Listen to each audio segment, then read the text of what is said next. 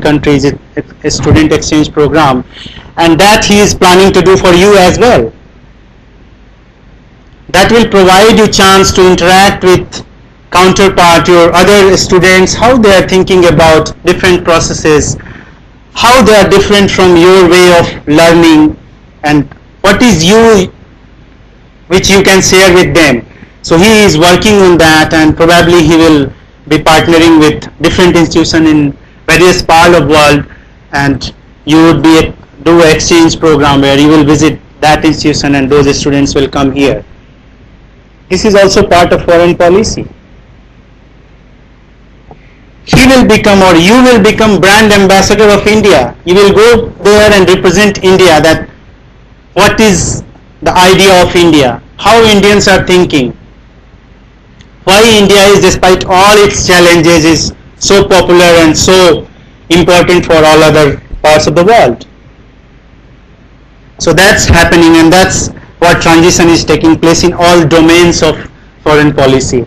It's more engagement of business, more engagement of academic institutions, young scholars. There is young scholar exchange program or youth exchange program. Various scholarship and fellowship are available there, which you must explore and avail those scholarship and fellowship to visit and explore various opportunities across the globe.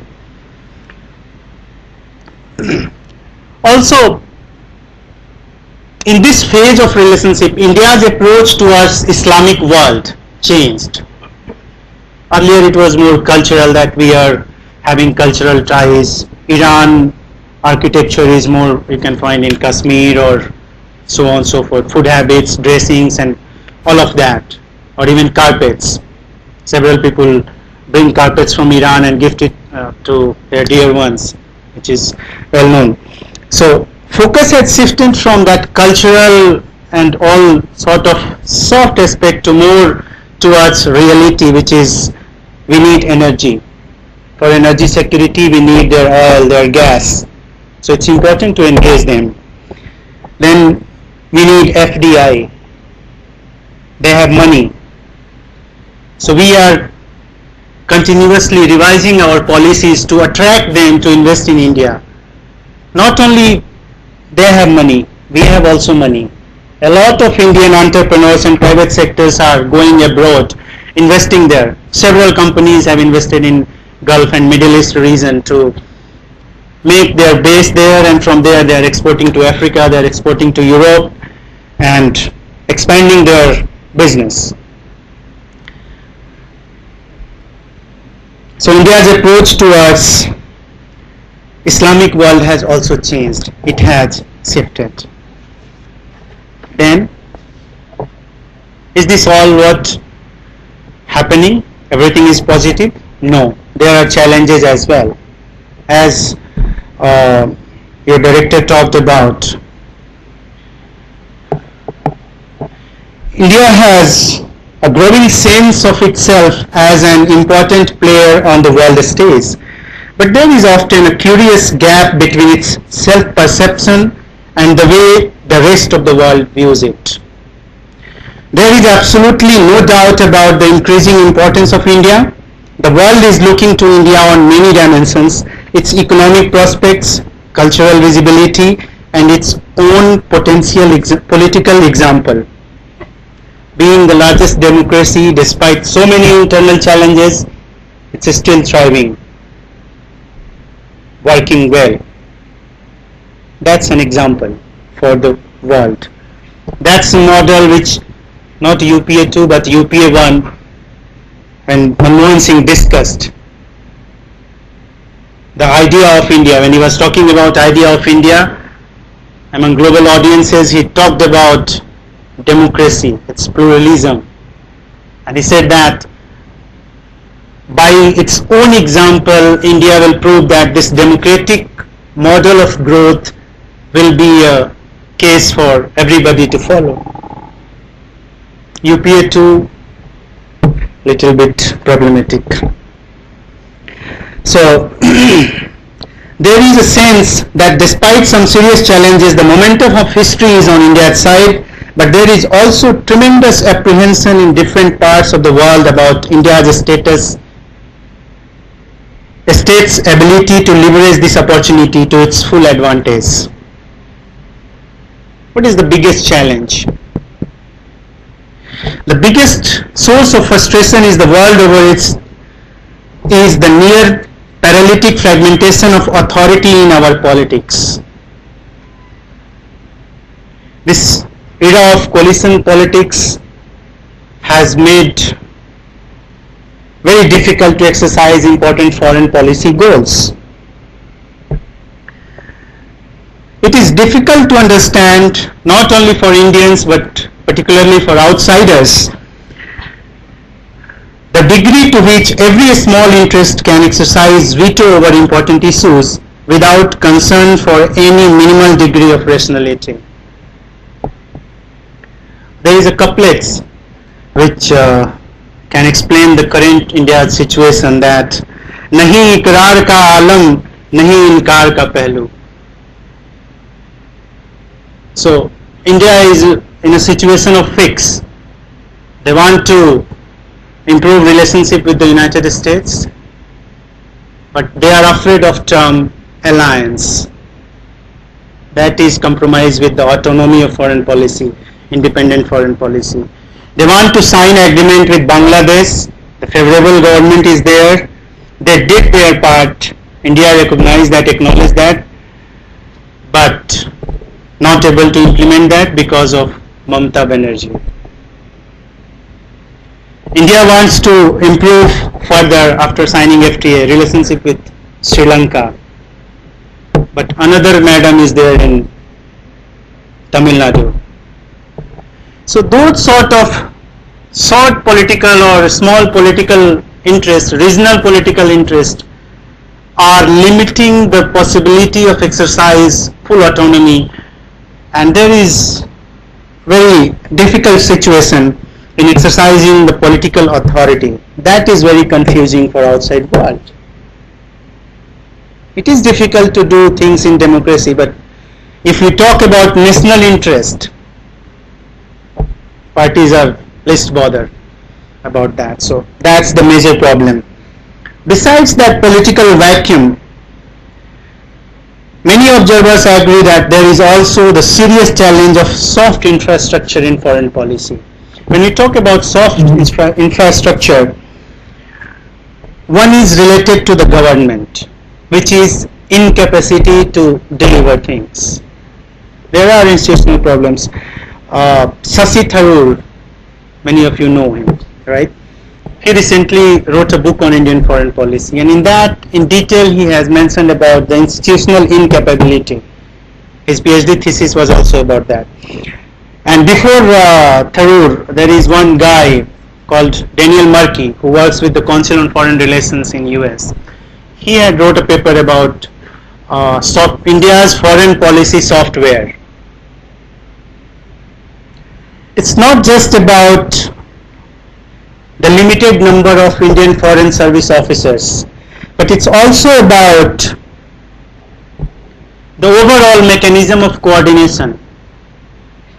Economy is in the driver's seat, but Ministry of Industry and Commerce is going on its own way. Ministry of External Affairs is going its own way, and Prime Minister's office is doing its own bit. The role of Ministry of External Affairs has become very limited. Prime Minister office is exercising more power on doing foreign policy. Earlier, till early 60s, there was a post in Ministry of External Affairs. It was called Secretary General. Some Patil was the last Secretary General of that post, and the primary task was to do a coordination between Foreign Secretary, Commerce Secretary and Industry Secretary. So there was a coordinated effort to implement policies. So what we feel, for example, I will give you one example. When we take delegations outside along with the Prime Minister, the officers from Prime Minister's office speak different language. The officers from Ministry of External Affairs, what are you talking about? Is this what we stance? Our policy stance is this? Okay, okay, we are outside, so just we will discuss this later on. So there is a difference of opinion. Then they say it was misinterpretation from the media, and our statement was misunderstood, and so on and so forth. But actually the problem is that there is lack of coordination, there is no mechanism for that. For business purposes, role of business is increasing day by day. They are taking and investing outside India, and more vocal, more cooperative with the government. But there was no mechanism at all. Being part of foreign policy initiative and team, I suggested to the president of FICCI to make that change. We approached the Ministry of External Affairs, Minister itself and Foreign Secretary, that there should be a regular mechanism where business people can come and sit with you and discuss. Your officers can update business people that this is what's happening, this is the approach of Ministry of External Affairs, our primary focus, and then business will say that okay, here is our focus and we can come together, work together in sync with each other. That will help India, not Congress Party or BJP or Tata or Birla or whoever else. So the approach is towards building India, thinking about India's story. So finally they agreed and they have set up a mechanism where every quarter business people selected 5-10 group and officers from ministry, secretary level and some joint secretaries as well. In fact, they have dedicated a joint secretary for this also, to coordinate the efforts from ministry side. So they sit together, discuss issues and then work together. But that's just one small attempt and effort. Similarly, other business activities are organized and done, which needs to be more focused. Another institutional problem is that Indian Ministry of External Affairs doesn't take talents from outside. Your professor can be expert on security issues. He knows military affairs well than any of you who will join directly to foreign service and get some training and then start working. Because you will learn slowly. You will go and meet him and ask, okay sir, I want to know about this, that. So from him you will learn little bit. But if he will be given that task, he will do it in a better way, because he is trained in military, not only all aspect of that, but he has worked there over a period of time. He has gained some experience. So that experience can be used by government, but government is reluctant to do that. A young businessman who has more experience in doing business is good economist but cannot be hired by Ministry of External Affairs. They are reluctant. The officers think that they are best person to know everything, which is technically not possible. So that's the another major challenge which needs to be revised and improved to make it better and to make a more acceptable foreign policy which serves national interest in a better way for India. And another challenge is that engagement at institutional level is also very limited. They are overworked, very limited number of secretaries. So for example, a joint secretary who deals with Americas has to address all regular things, track 2, track 1 negotiations. Then when parliament is in session, he has to go there, address all the questions raised by MPs. He has to prepare a speech for minister, foreign minister, prime minister. Sometimes they also provide inputs to commerce minister and several other initiatives. So they have very limited time. And also the quality of interaction with institutes and ministry is very limited. There is a policy planning research division which is almost defunct. They do nothing It's like nothing. So there are several other challenges, and I think we can discuss all this in Q&A session. At the final note, the innovations in India's foreign policy strategy since the early 90s has resulted in a happy situation of simultaneous expansion of relations with all major powers, growing weight in Asia and the Indian Ocean regions, and the prospects of improved relations with important neighbors. India today advocates no particular ideology, nor does it operate within a defined foreign policy framework. Beyond the assertion of national self-interest, generally focused on economic spheres. That's the key. And thank you very much for your patience. Please ask question on any topic related to foreign policy. I'm open to answer. Students are most welcome to ask any questions, especially students who are specializing in IB and finance can ask any questions that come to your mind. Students of post-graduation and graduation as well are most welcome to ask these questions. And please let us know who wants to ask a question. Raise your hand so that the mic can be given to you. Before that, I would like to say something. See, I had the opportunity of serving in Gulf law for a very long time. In my appointment, I had the opportunity of interacting with in relation to foreign policy matters. I was in charge of export of defense stores. I used to maintain dossiers of each country in relation to our relations with them. What kind of business transactions we are having with them. What are our relations, what delegations came, what was the outcome of that delegation, and things like that.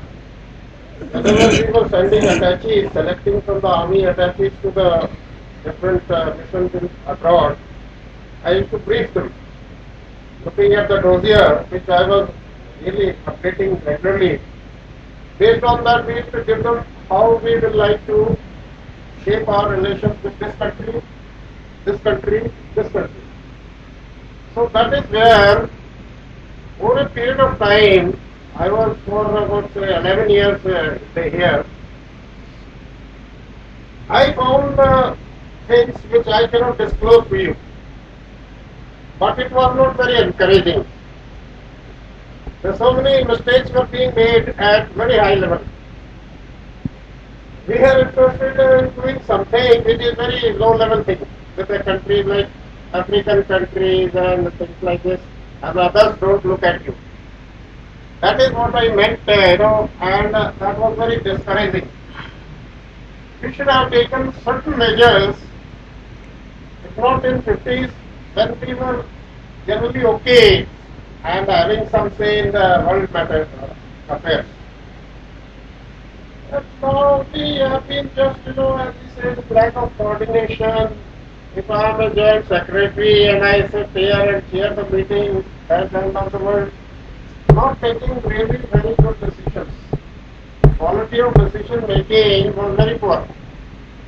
I had to go with files here, there, till that I was the ordinary colonel. So everybody thinks as if some colonel is only to provide me the, information, and I am supposed to be the decision maker. But he does not look at the real issues. Real issues are glossed over, which is a very disheartening thing. And you treat, as I like to say, officers coming from different, specialist branches, like say, military is one of the specialist branches as far as higher level governance or government is concerned. As if you are just providing you are an information supplier. It should not be like this. If he is an expert, I must utilize his expertise. If I am not doing it, I am harming the system. This should be understood by our people there. If you have written a letter based on some information from there, and you have been able to write a small letter and send it to the place where it is required. The joint secretary or somebody feels their work is done. At times, at director level, people need to say, can you write some few lines on this and give me so that I can build up on this. That's the level of expertise existing there, and they are just misusing their positional power. क्योंकि वो उधर बैठा है, उसके वो कुर्सी मिली हुई है, उसको बस so that is these are the issues. These are not very. It doesn't matter to me also. I also went away. I did something, whatever was possible. But there were recruiters.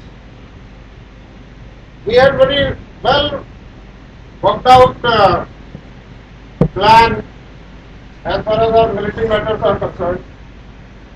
That our chiefs or our this delegations will visit China, Myanmar, this.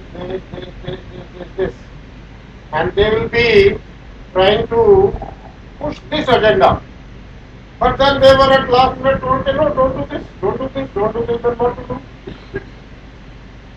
If you have to develop a friendship with say, Nepal, and China is also trying to do this. If Nepal goes in the fold of Chinese, you have a security problem. If you do not push that agenda, then naturally they will go. They will go where they want some benefit. They get some benefit. Same thing has been happening in case of recently I have seen Bhutan. We have been withdrawing some support to that government, and they are trying to go somewhere else. So will it not be a security problem for India? You are being attacked from this side, you are being attacked from that side, north, west, everywhere. So all around us, what is happening? Are you feeling secure? Sri Lankans are not inclined favorably to you. Pakistanis are not with you. Chinese are not with you. Nepalis are not with you. Bhutanis are not with you. Who is with you then? Why did Mr. Gujral, after enunciating that Gujral doctrine, what countermeasures did he take? The mechanisms which were instituted for a long time, why did he dismantle all those? Because he wanted to show to the world that he is a bigger statesman. And similar problem was earlier when our policy was being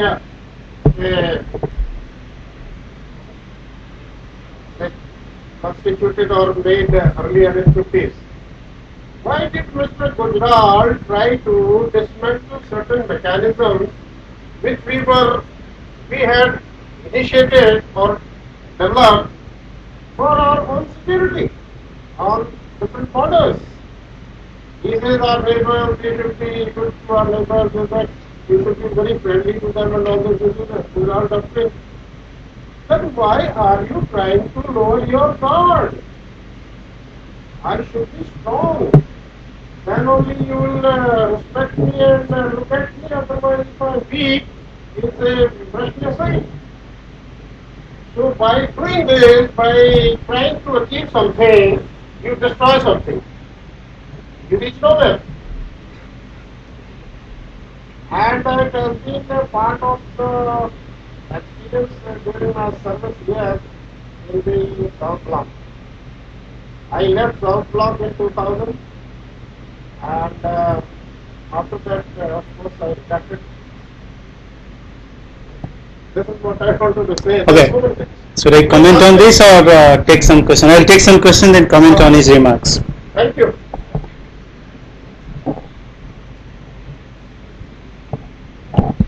Good afternoon, sir. This is Surendra. I have a question. As dollar is rising up, so how will it impact in the foreign policies, whatever is existing in India, whether there will be any changes in the foreign policies? May I take couple of questions then respond one by one, or should I respond one by one? Okay, all right.